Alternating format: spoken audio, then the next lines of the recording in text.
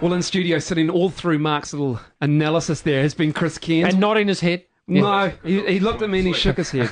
Yeah. Hey, Chris, welcome to the show. How are you? Thanks, mate. Good to be here. Excellent. Now, let's get to what you've had to do over the weekend. Now, the timeline was Saturday morning. There was a post on social media from Tony Veach about UK inspectors, policemen coming out here apparently to investigate you, and you refuted that. Yeah, I called Vici straight away and said, look, that's just a straight out lie. And to his credit, he took it straight off. But I think what's interesting is that this investigation, a confidential investigation, which has been ongoing for 6 months now, has continued to leak like a sieve. And I see this morning in the Herald that the UK police have neither confirmed or denied that they were in New Zealand. The ICC has never said anything publicly, and yet certain sections of the New Zealand media continue to put information out there about this investigation. Where are they getting this information from? Who is providing this information?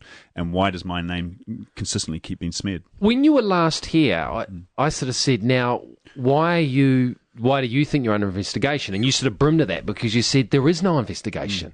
Has that changed in any way? Yeah, it has, because the ICC wrote to us after numerous letters from my legal team in the UK, and they said that you're part of a wider investigation with numerous players involving multiple countries. Yeah. And that's it. So they did confirm that. But I don't know if I'm being charged, if I'm being questioned, if I'm part of an investigation. I still have not had any information. And Richie, the investigation I don't have a problem with. I never have.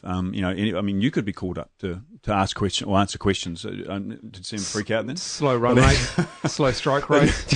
Did my face just go very white? You've just gone. Now it's gone really red. Yeah. You've got a camera on you. But what you must understand, mate, is that the investigation is not my issue. That's fine. But it's the confidential nature of any investigation is paramount, and that has been breached on so many occasions. The ICC have written to me saying that they 100% have never leaked anything. So who are the other parties that are privy to this information? New Zealand Cricket and New Zealand Cricket Players Association are the ones who are privy to this information.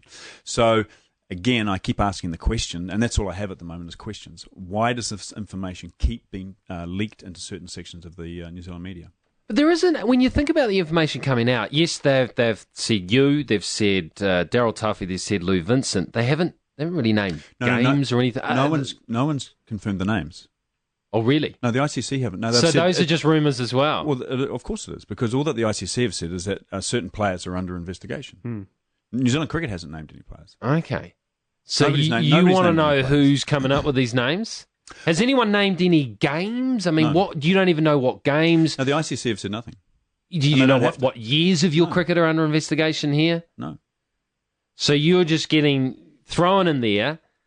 People are saying Chris Cairns has been investigated, and you want to know who's saying this. Well, the New Zealand Herald have run stories off the back of their source. And Tony Veach on Saturday also had a source, a very credible source, that told him the UK police were in New Zealand and they had interviewed Lou Vincent and Chris Cairns.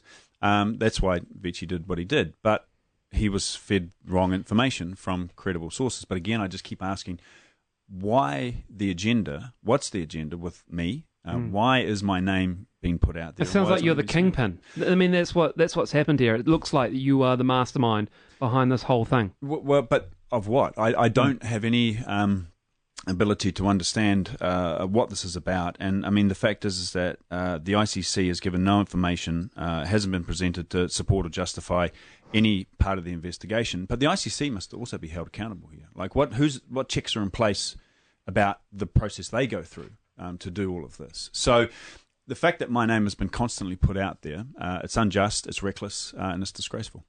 And this is because while your name is out there, if it's stopping you from getting on with your life, isn't it? Because I'm unemployed as of today, Rig. I'm unemployed because you could be found innocent. Or but I already have been. Yeah, in the high courts. So nothing. That's what I'm trying to get at. Nothing ever comes of this. No. All of a sudden, it just goes away. But in the meantime, you've had to sit through this whole process, have yourself dragged through the mud, and that is totally harmful. It's crippling, and that's why I suppose I've also brought New Zealand Cricket into this because. For me, when the information was shared by the ICC to New Zealand Cricket, and David White's on record as saying he's been talking to the investigators, New Zealand Cricket and David White had the opportunity to assess the the accusations that are being levelled by ICC, to assess that information, to look at what I did in the High Court of London. But David White slammed the door on my face on December 5 and has decided to go with the information that the ICC has given. So that's a decision New Zealand cricket has made. And what I'm saying is that the Royal Courts of Justice and what I went through in London is obviously not good enough for New Zealand cricket. Do you want them to come to you? They're saying, come to me, talk to me, interview me. If the police are here, interview me. David White, talk to me. ICC, talk to me. But what can you give them? Apart from just saying I'm innocent of what you're looking at. First I've got to know what it's all about. But secondly, again, I come back to that same point. The investigation, I'm happy to be part of, always have been happy to help out to answer any questions. But the fact is that the investigation must run its course. And that's also paramount. But it must be confidential. It must be confidential. That is the thing. It just feels like you have been targeted with something. Your name has been dragged through the mud of corruption, of match fixing, spot fixing, whatever it is. But there is no formal allegations. There are no formal charges. There is no formal investigation that has been made public. It just seems like it's all wishy-washy, and you're a man on an island, and no one's supporting you. Yeah, but I've always come forward.